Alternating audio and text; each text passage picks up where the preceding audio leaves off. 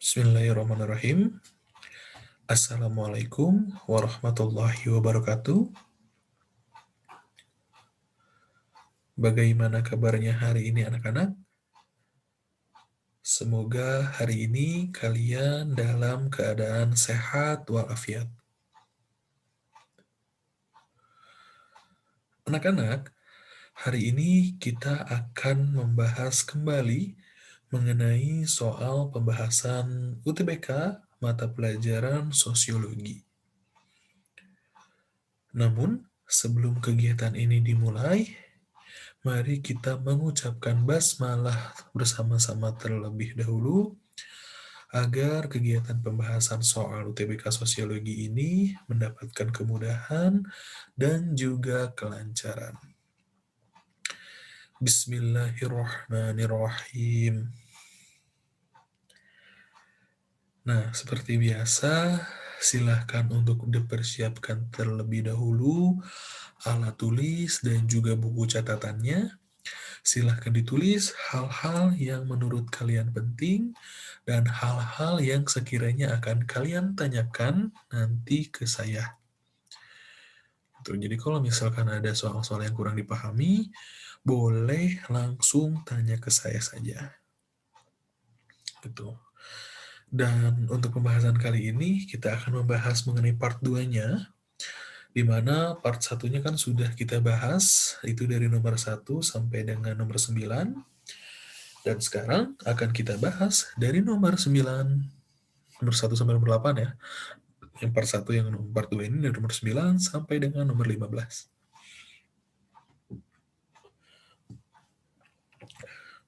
Nah, seperti biasa, untuk teknisnya itu sendiri, nantinya saya akan membacakan soalnya terlebih dahulu, lalu membacakan pilihan gandanya, dan nanti ada kunci jawaban, langsung kita akan melakukan sebuah pembahasan ataupun analisa terlebih dahulu.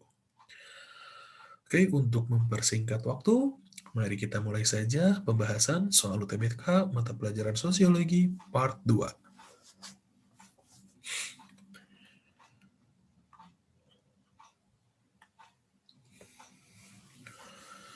Nomor 9.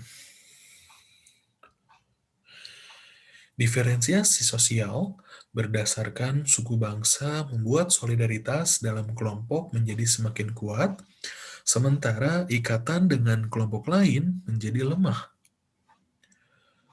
Dalam hal ini, diferensiasi sosial akan berdampak pada munculnya titik-titik-titik. A. Fanatisme.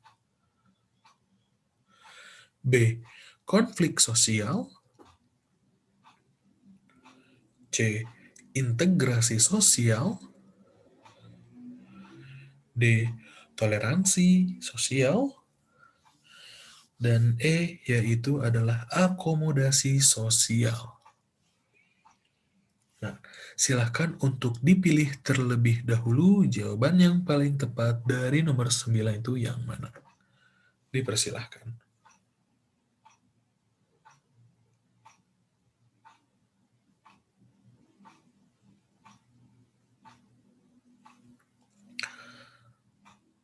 Sudah? Kalau sudah, mari kita lihat kunci jawaban dan juga pembahasannya.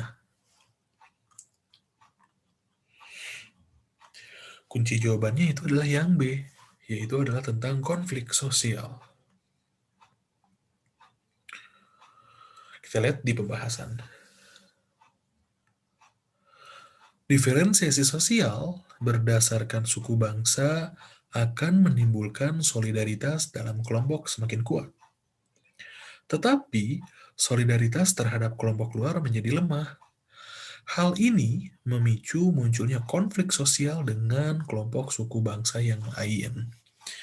Nah, jadi kalian harus dipahami dulu nih soalnya ini seperti apa. Nah, ya kan kalau misalkan memang dalam kelompok itu menjadi semakin kuat. Sementara untuk dengan kelompok lain itu akan menjadi semakin lemah. Tentunya ini akan berdampak pada munculnya sebuah konflik sosial. Seperti itu. Bisa dipahami untuk soal nomor 9. Kalau bisa, mari kita lanjut ke soal nomor 10.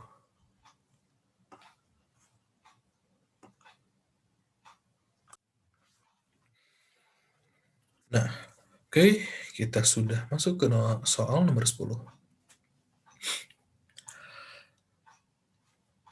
Satrio, anak seorang petani penggarap. Orang tua Satrio tidak mampu menyekolahkan Satrio hingga perguruan tinggi. Padahal Satrio sangat ingin mencapai gelar sarjana hukum agar bisa bekerja menjadi seorang pengacara. Dengan mencapai tingkat pendidikan tinggi, Satrio yakin hidupnya menjadi lebih baik. Ilustrasi di atas menunjukkan pengaruh diferensiasi dalam bidang titik titik titik. A. Pendidikan. B. Politik. C. Ekonomi. D. Kesehatan. Dan E. Agama. Kira-kira baca lagi tuh ilustrasi soal dari nomor 10. Jawaban yang paling tepat yang mana kira-kira? Monggo dipersilahkan untuk memilih jawaban yang paling tepat dari soal nomor 10.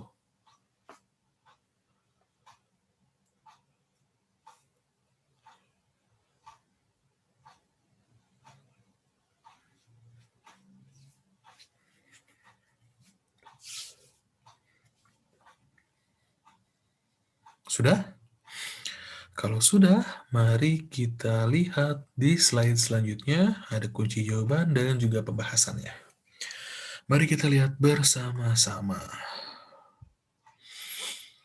Jawaban yang paling tepat adalah yang A, yaitu adalah bidang pendidikan. Mengapa demikian? Mari kita lihat di pembahasannya. Pengaruh diferensiasi dalam bidang pendidikan tampak dengan adanya pengelompokan tingkat pendidikan. Orang yang dapat menempuh pendidikan tinggi diyakini dapat mencapai taraf kehidupan yang lebih baik dibandingkan yang tidak menempuh pendidikan tinggi.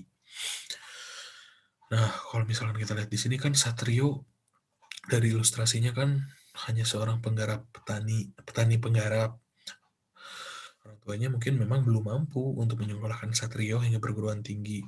Tapi kan Satrio ini mempunyai keinginan yang kuat ya untuk mencapai gelar sarjana nih. Sarjana hukum lagi ya. Nah, kalau misalnya dilihat dari sini, memang yang paling tepat diferensiasinya adalah dalam bidang pendidikan. Seperti itu. Bisa dipahami? Kalau bisa, mari kita lanjutkan ke soal nomor 11.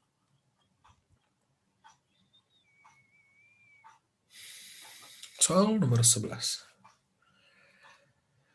Masyarakat Indonesia terdiri dari berbagai pemeluk agama. Mereka terdiferensiasi dalam kelompok agama Islam, Hindu, Buddha, Kristen, Katolik, dan juga Konghucu ya. Kalau misalnya di Indonesia itu ada 6 agama nih yang diakui ya. Kalian harus ingat. Dalam, maaf, pengaruh yang merupakan diferensiasi dalam bidang agama terhadap kelompok pemeluknya adalah titik, titik, titik. A. Mendorong individu untuk bekerja keras guna meningkatkan keimanan. B. Meningkatkan kerjasama antara pemeluk agama di Indonesia. C. Munculnya solidaritas yang kuat dalam umat seagama. D. Menghilangkan rasa toleransi antar umat beragama. Dan E. Meningkatkan mobilitas sosial dalam masyarakat. Nah, silahkan dipilih terlebih dahulu soal jawaban untuk soal nomor 11. Ingat ya, bahwa agama di Indonesia itu ada 6. Ada Islam, ada Kristen Katolik, Protestan, Hindu, Buddha, dan yang terakhir itu ada Konghucu. Itu jadi ada 6 ya, agama di Indonesia itu yang diakui oleh Indonesia itu ada 6. Gitu. Silakan dipilih dulu untuk jawaban soal nomor 11.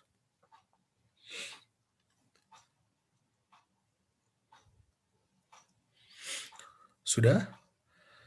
Kalau sudah, mari kita lihat di slide yang kedua, itu ada kunci jawaban dan juga pembahasannya. Kunci jawabannya adalah yang C.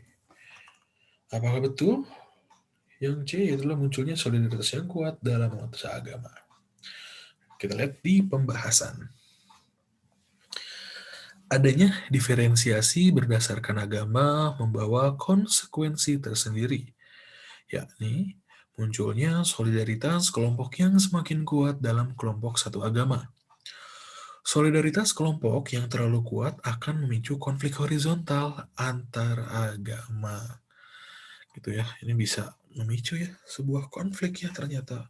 Tapi konfliknya horizontal, sejajar gitu. Jadi bukan konflik yang lebih unggulkan atau mungkin lebih dilemahkan, bukan seperti itu ya, tapi sejajar ataupun secara horizontal.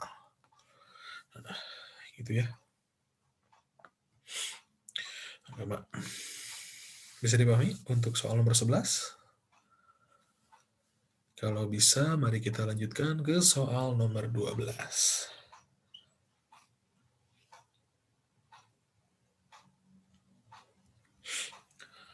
Soal nomor 12, Sabrina adalah seorang penyanyi dangdut keliling.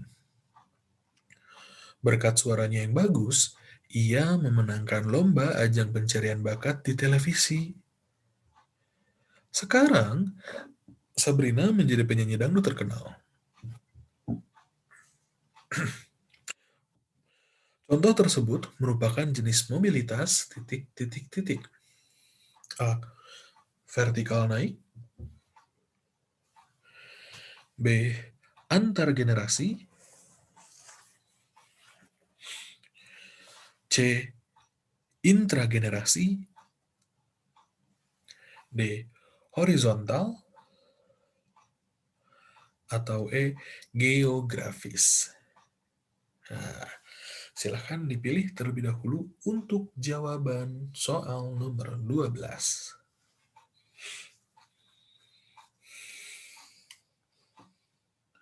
Tapi mungkin sebelum kalian memilih, saya akan menjelaskan sedikit mengenai apa itu vertikal naik, apa itu antar generasi, apa itu intragenerasi, horizontal, dan juga geografis.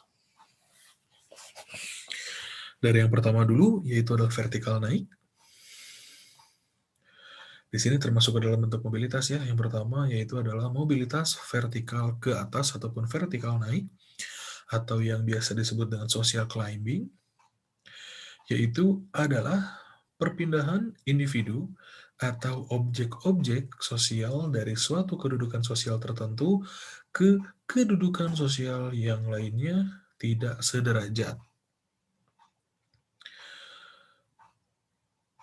Dan juga yang kedua, yaitu adalah mobilitas antar generasi. Mobilitas sosial antar generasi yaitu adalah mobilitas dua generasi ataupun lebih.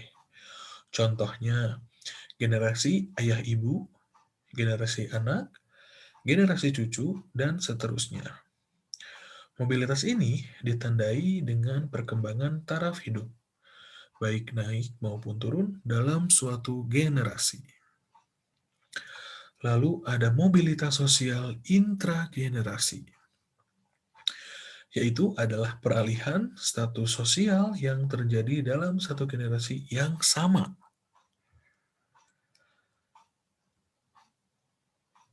Lalu ada mobilitas sosial horizontal.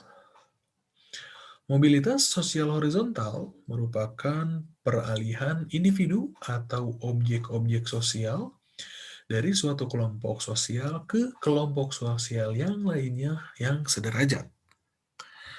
Dan yang terakhir, yaitu ada mobilitas geografis atau yang biasa disebut sebagai mobilitas sosial lateral,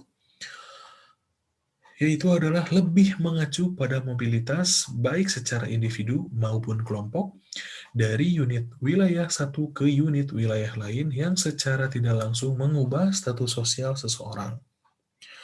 Contoh, transmigrasi, urbanisasi, dan juga migrasi. Nah, di dalam mobilitas sosial lateral ini dibagi menjadi dua lagi nih. Yang pertama ada mobilitas permanen, yaitu mobilitas yang bermaksud melakukan perpindahan menetap ataupun permanen. Lalu yang kedua yaitu adalah mobilitas tidak permanen, yaitu segala bentuk mobilitas individu atau kelompok yang bersifat sementara, jangka pendek, dan tidak bermaksud pindah secara permanen. Nah, sampai di sini bisa dipahami kah untuk definisi ataupun pengertian masing-masing dari jenis ataupun bentuk mobilitas yang ada di pilihan nomor 12 ini?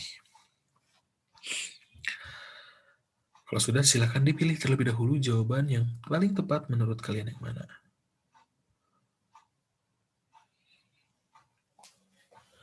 Sudah? Kalau sudah, mari kita lihat di kunci jawaban dan juga pembahasannya.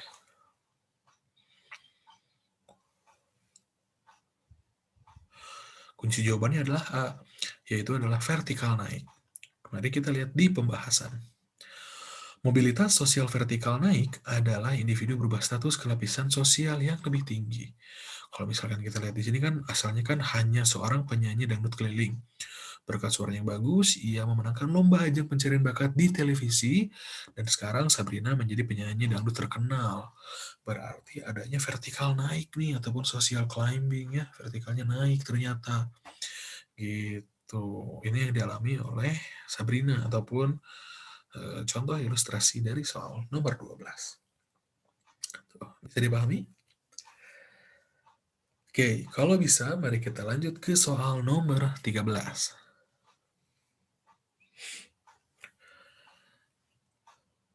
Beberapa contoh mobilitas adalah sebagai berikut. 1. Berkat keuletannya, Semi berhasil menjadi pengusaha sukses. Nomor 2. Sela tidak dapat melanjutkan kuliah karena keterbatasan biaya. 3. Akibat tidak memiliki pekerjaan, Pak Saleh memilih melakukan transmigrasi. 4. Konflik antara kelompok Muslim dengan pemerintah di Thailand membuat mereka mencari suaka politik di Indonesia. Dan yang kelima, kondisi keluarga yang miskin mendorong Ine untuk mencari kerja di kota. Berdasarkan contoh di atas, faktor pendorong melakukan mobilitas ditunjukkan pada pernyataan nomor titik. A. 1, 2, dan 3. B. 1, 2, dan 4. C. 1, 3, dan 5. D. 2, 4, dan 5. Dan E. 3, 4, dan 5. Silahkan dipilih terlebih dahulu jawaban yang menurut kalian paling tepat untuk soal nomor 13.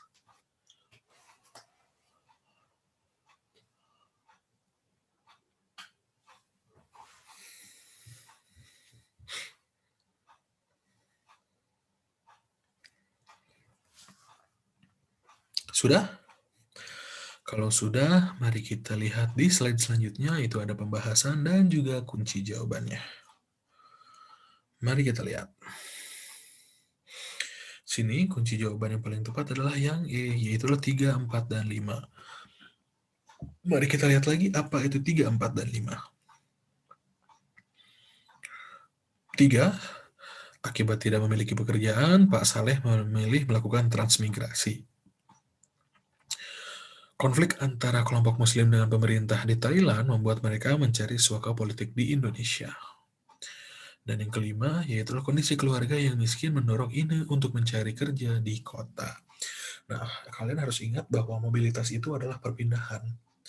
Dan kalau misalkan kita lihat ilustrasi soal nomor 13, yang menunjukkan sebuah perpindahan, yaitu adalah nomor 3, 4, dan juga 5. Jadi, jawaban yang paling tepat untuk soal nomor 13 adalah yang E. Itu adalah 3, 4, dan 5. Bisa dipahami? Kalau bisa, mari kita lanjut ke soal nomor 14.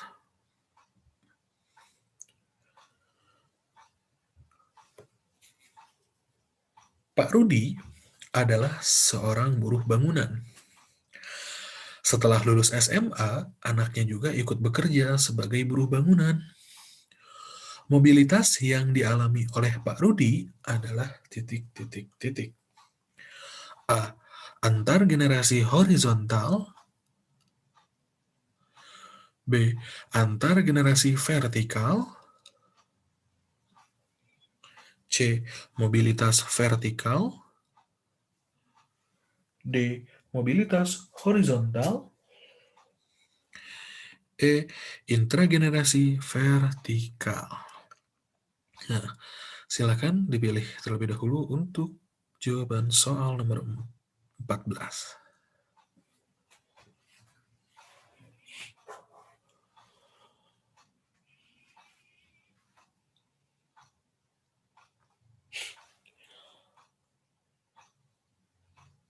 Sudah?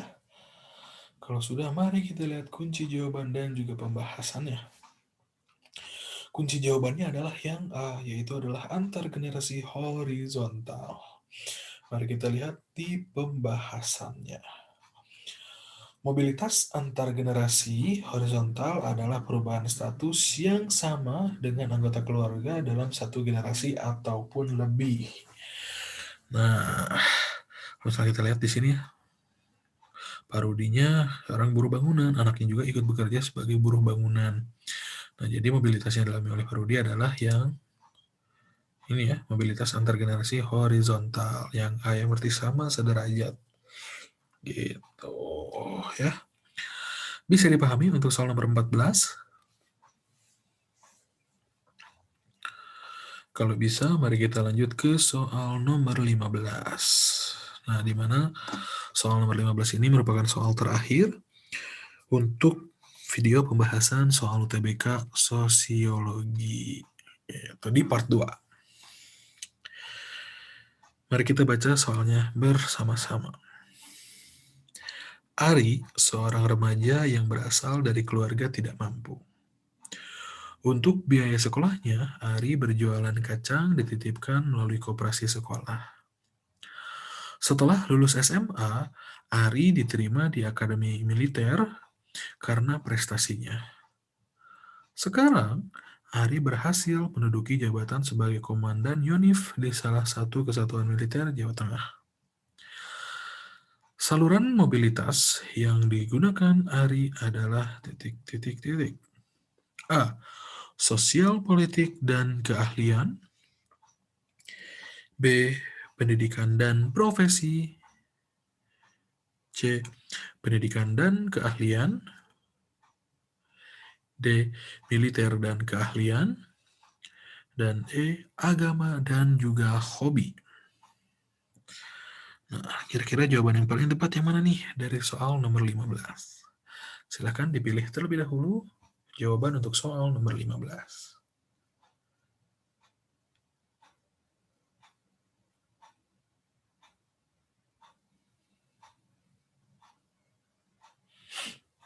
Sudah? Kalau sudah, mari kita lanjut ataupun kita lihat di kunci jawaban dan juga pembahasannya.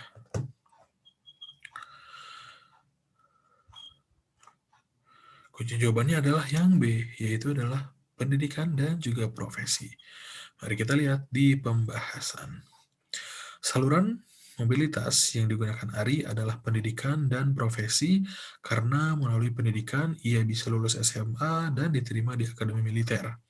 Kemudian berprofesi menjadi tentara dengan jabatan Komandan Yonif. Nah, seperti itu. Bisa dipahami untuk soal nomor 15? Kalau bisa, ini adalah soal nomor terakhir bagi soal UTBK. Pembahasan soal UTBK Sosiologi part 2. Part 1 ini sudah kita bahas di video yang pertama. Yang belum melihat video yang pertama, mungkin bisa diklik terlebih dahulu video yang pertamanya. Lalu kita ucapkan hamdalah bersama-sama terlebih dahulu. Alhamdulillahirabbil alamin. Seharusnya di sini muncul ya yang seperti biasa mungkin ya tagline-nya gitu, cuman mungkin ini lagi error ya. Mungkin masalah jaringan, mohon maaf sebelumnya. Kalian jangan lupa untuk terus berdoa, meminta restu dari orang tua, dan juga jangan lupa untuk selalu berusaha, berikhtiar, karena percaya saja bahwa usaha tidak akan mengkhianati hasil. Maka dari itu, silakan nikmati proses yang sedang kalian jalani sekarang. Insya Allah kalian akan mencapai sebuah kesuksesan di depan nanti. Amin. Paling itu saja yang bisa disampaikan. Terima kasih untuk perhatiannya. Saya tutup. Wassalamualaikum warahmatullahi wabarakatuh.